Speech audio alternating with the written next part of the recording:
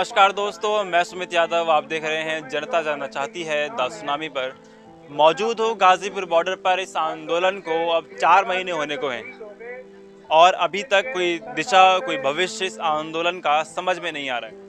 आज मैं मौजूद हूँ एक पाठशाला में। मेरे पीछे आप वाइट बोर्ड देख रहे होंगे, यहाँ पे विश्व का मानचित्र देख रहे होंगे और इधर अल्फ़ाबेट लिखे हुए हैं और ये हिंदी के जो अक्षर हैं। और इधर मैं तस्वीरें दिखाऊं तो ये जो पाठशाला चलाई जा रही है गाजीपुर बॉर्डर पर बच्चों के लिए, आगे विस्तृत चर्चा करेंगे यहाँ पे जो चलाते हैं इसे। ये जो चलाई जा रही है सावित्री बाई फुले पाठशाला गाजीपुर बॉर्डर पर किसान आंदोलन में आए बच्चों के लिए, तो सारी चीज़ें विस्तृत जानने की कोशिश करेंगे।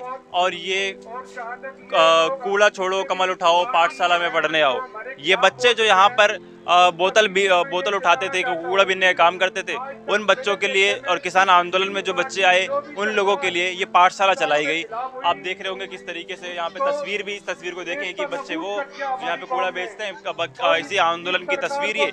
आगे चलते हैं, बात करते हैं किस तरीके से बच्चे, कितने बच्चे आते हैं, किस तरीके से पढ़ाई होती है और तमाम चीज़ें, तमाम तस्वीरें हम समझने की कोशिश करेंगे कि क्या तरीके से कितने बच्चे यहाँ पे लगभग आए और कब तक ये पाठशाला चलती है, कब से शुरू की गई, कौन उसको चलाता है, सारी चीज़ें समझने की कोशिश करेंगे।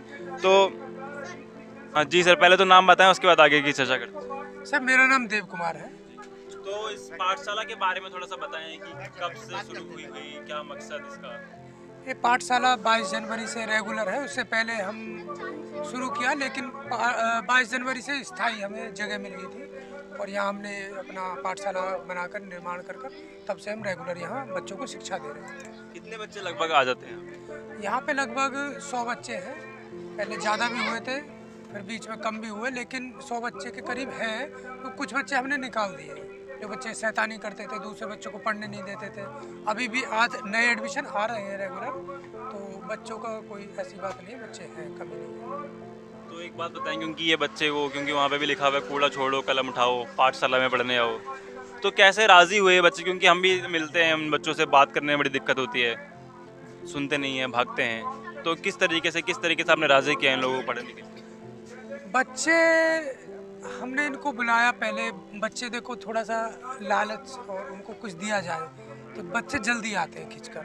तो हमने चॉकलेट का, टॉफ़ी का, बिस्कुट का, इस तरह का इनको लालच दिया। और फिर स्टेशनरी का तो हमने शुल्क देते ही हैं, पूरा जितना भी होता है। तो उससे फिर बच्चे चॉकलेट और ये तो भूल गए, पढ़ाई के उसमें इतना इनका मन लगा।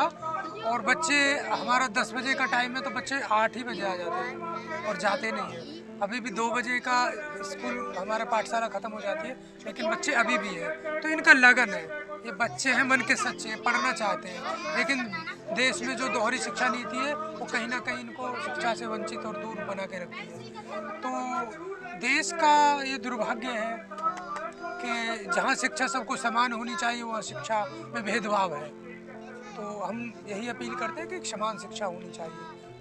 तो दोस्तों, किस तरीके से आपने यहाँ पे देखा कि बच्चे पढ़ने आते हैं और 2 बजे तक की पाठशाला की टाइमिंग, अभी जब मैं ये वीडियो बना रहा हूँ 5 बज रहे हैं, लेकिन अभी भी बच्चे कुछ यहाँ पे बैठे हुए हैं क्योंकि पढ़ने में मन लग चुका है अब।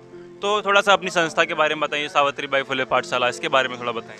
जी, माता सावित्री बाई फुले जो महासभा है उसी के एक पाठशाला है और हम लगभग 9 साल से काम कर रहे हैं पाठशाला। ये हमारी पूरे देश में या फिर क्या? उत्तर प्रदेश में ज़्यादा है, लेकिन देश में है, अलग अलग स्टेट में। और अब तो हमको देखकर ये फ़ोन भी आने लगे कि हम अपने यहाँ इस तरह की पाठशाला खोलना चाहते हैं, आप आइए। तो हमने कहा हम आएंगे, अभी यहाँ पर हम बिजी हैं, लेकिन आप वहाँ खोल दीजिए पाठशाला, हम मिलने आएंगे। तो वहाँ से भी अब जगह जगह जिलों से फ़ोन आ रहे हैं। अभी भी देखिए बच्चे, अभी ये बच्चे आए हैं नए, अभी आ रहे हैं जबकि टाइम नहीं है। तो ये बच्चों का लगन है शिक्षा के प्रति। और सर राकेश सर हैं, मुंबई वहाँ से हैं, छत्तीसगढ़ से। तो सर इतना मेहनत करते हैं, बच्चों को पढ़ाते हैं, लगन है। मैथमेटिक्स सर इतना अच्छा पढ़ाते हैं, तो सर के पास रहते ही हैं बच्चे हमेशा। और एक और है, हमारे पास पूरी टीम भी है, एक और है लीमती, वो भी छत्तीसगढ़ बस्तर से है, और भी टीम आती जाती रहती है। तो बच्चों को देख कर आती है, उनको कुछ है कुछ करने का कि बच्चों के लिए किया जाए, शिक्षा के लिए किया जाए। क्योंकि शिक्षा ही एक वो रास्ता है जो देश की धारा एक सही दिशा में बहा सकता है। और बच्चों को हम व्यवहारिक शिक्षा पोयम, कविता भी पढ़ाते हैं। अब चेस भी लेके आएंगे, कैरम बोर्ड भी लेके आएंगे। अब देखिए बिजनेस का है जैसे अभी है, और देखिए जैसे वर्ल्ड बैंक है, तो इसमें कुछ चीज़ें आएंगी जैसे मास्टर कार्ड आएगा। तो क्योंकि बिजनेस की बात करते हैं और इनको होना चाहिए देश में, और ये जनरेशन है आगे चल के बिजनेस की तरफ मुड़ेगा। तो अभी इसमें हम डिस्कशन करेंगे। जब ये इजिप्ट आएगा तो हमारे पास मैप है, वर्ल्ड मैप, तो हम इसमें इजिप्ट दिखाएंगे। इराक आएगा तो इराक कंट्री दिखाएंगे कहाँ पर है।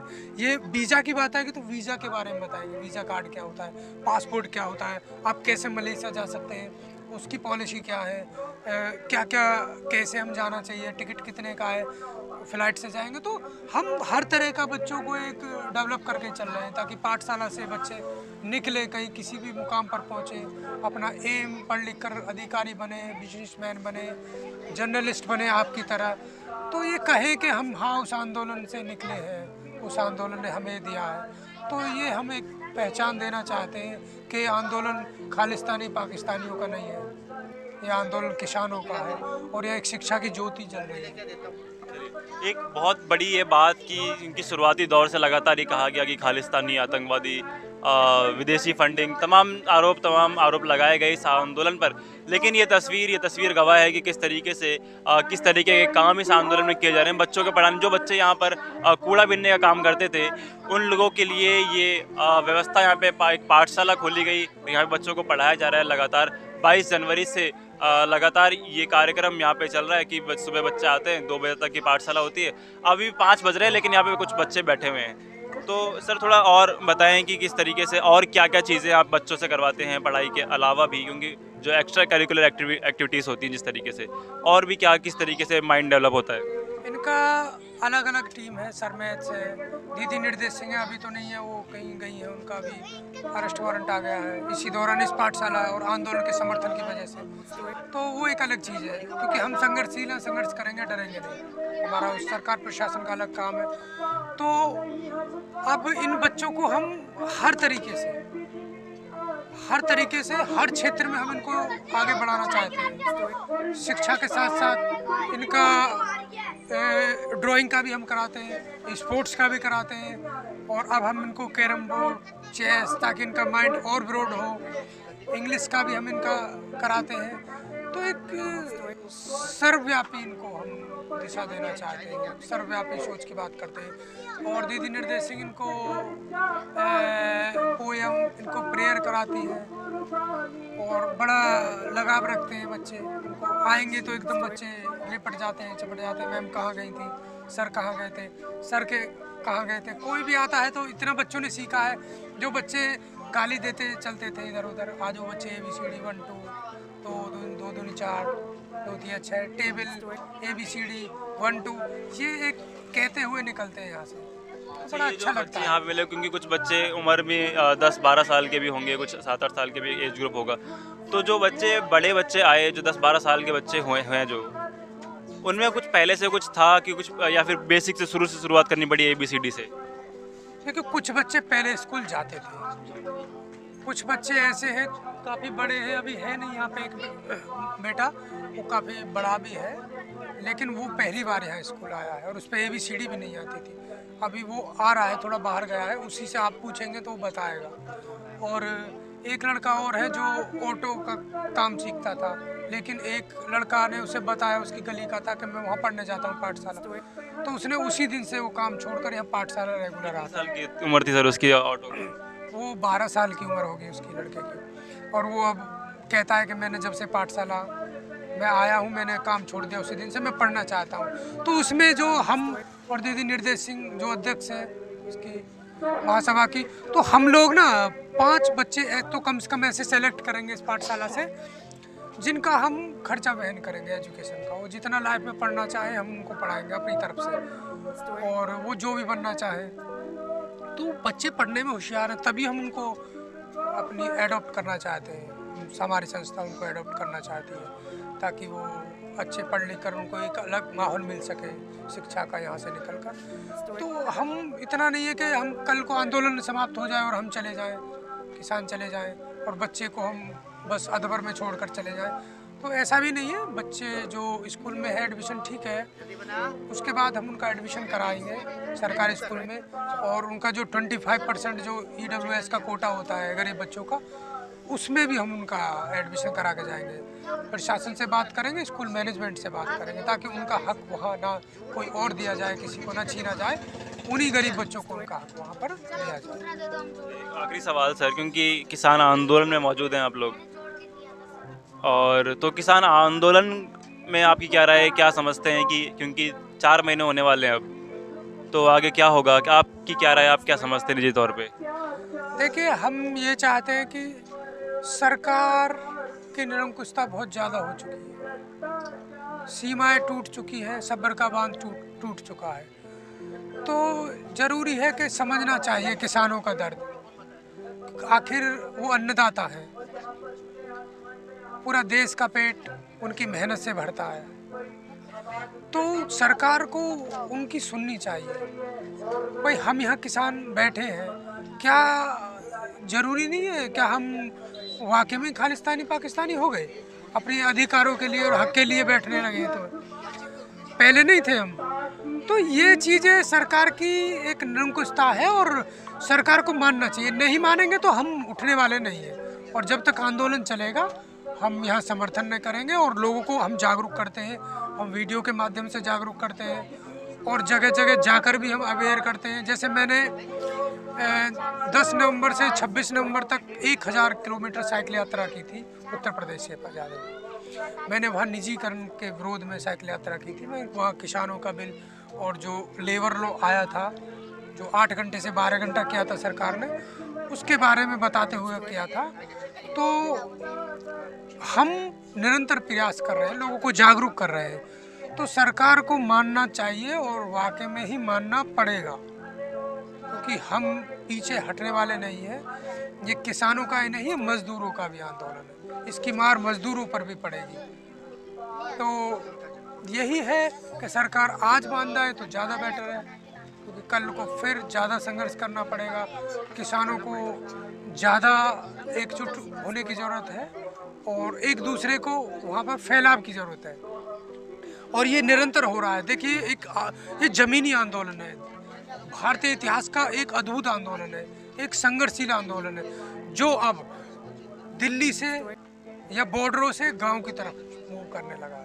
आप ये बात कर रहे हैं तो एक सवाल और, क्योंकि आप उत्तर प्रदेश से आते हैं, आप कह रहे हैं गांव की तरफ जा रहा है ये आंदोलन, तो अगले साल उत्तर प्रदेश में चुनाव भी हैं, तो ये आंदोलन उत्तर प्रदेश के चुनाव में क्या असर डालने वाला है?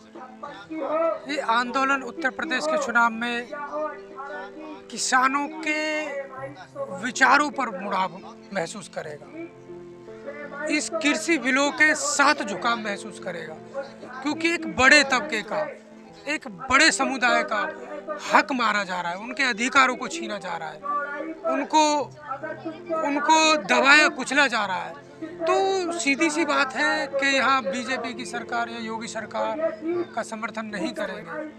और अब अगर अभी किसान बंगाल जा सकते हैं, बंगाल में इलेक्शन है, तो उत्तर प्रदेश का किसान तो भाई बिल्कुल जाएगा, पंचायतें करेगा, एक दूसरे को समझाएगा।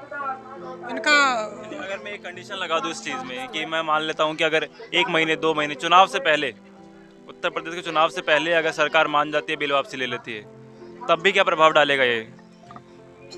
तब भी प्रभाव डालेगा, क्योंकि कल को चुनाव के नज़दीक आकर अगर बिलों को वापस लिया जाता है, और मान लो फिर सरकार बीजेपी की बन जाती है, और फिर इस तरह के बिल आ जाते हैं, तो ये तो एक पक्षपात जैसा हुआ। मतलब सत्ता के लालची लोगों का ये रवैया होता है कि सत्ता नज़दीक दिखी कि अपना मोड़ लिया, और जैसे ही सत्ता फिर अपनी आई, तो फिर आप वही निरंकुश रवैया अपनाने लगे। तो ये तो जनता जागरूक हो जाएगी, नहीं होगी तो हम जागरूक करेंगे, क्योंकि सत्ता भाई चुनाव के नज़दीक आकर आप कुछ भी कहने लगते हैं, जैसे कि पिछली बार हुआ है, बड़े बड़े वादे किए हैं, और उन वादों पर बात न कर आज किसी और तरफ मुड़ गए, पूंजीपतियों की बातें बोलने लगे, उनके पक्ष में कानून बनने लगे हैं। तो ये जनता आप समझ चुकी है कि आप वापस भी लेंगे तब भी लोग कहेंगे कि इनका कोई भरोसा नहीं है, और वाकई में भरोसा उठ चुका है आम जन का। बहुत बहुत धन्यवाद आपका। तो दोस्तों इन्हीं तस्वीर के साथ, क्योंकि जो लोग इस आंदोलन को बता रहे थे कि इसमें खालिस्तानी हैं, खालिस्तानी समर्थक हैं, आतंकवादी हैं, विदेशी फंडिंग हो रही है, तो ये तस्वीर आप देखें कि किस तरीके से इस आंदोलन में किस तरीके के काम किए जा रहे हैं लगातार। और ये पाठशाला, जो बच्चे यहाँ पर कूड़ा बीनने का काम करते थे, या फिर जो बच्चे अपने शहर से, अपने गांव से आए थे, उन लोगों को पढ़ाने का काम इस पाठशाला ने किया। और 22 जनवरी से ये काम ये लोग यहाँ कर रहे हैं। आप देखें ये तस्वीरें, ये बोर्ड यहाँ पे लगा हुआ है, विश्व का मानचित्र लगा हुआ है, तमाम चीज़ें तरीके से अच्छे से यहाँ पे पढ़ाने की बच्चों को कोशिश की जा रही है। उन लोगों को, उन बच्चों को राज़ी किया गया जो बच्चे यहाँ कूड़ा बीनने का काम करते थे। तो इन्हीं तस्वीरों के साथ मैं ये वीडियो ख़त्म करूँगा। मिलेंगे अगली वीडियो में किसी और खबर के साथ, किसी और तस्वीर के साथ। तब तक के लिए नमस्कार, खुश रहें, स्वस्थ रहें।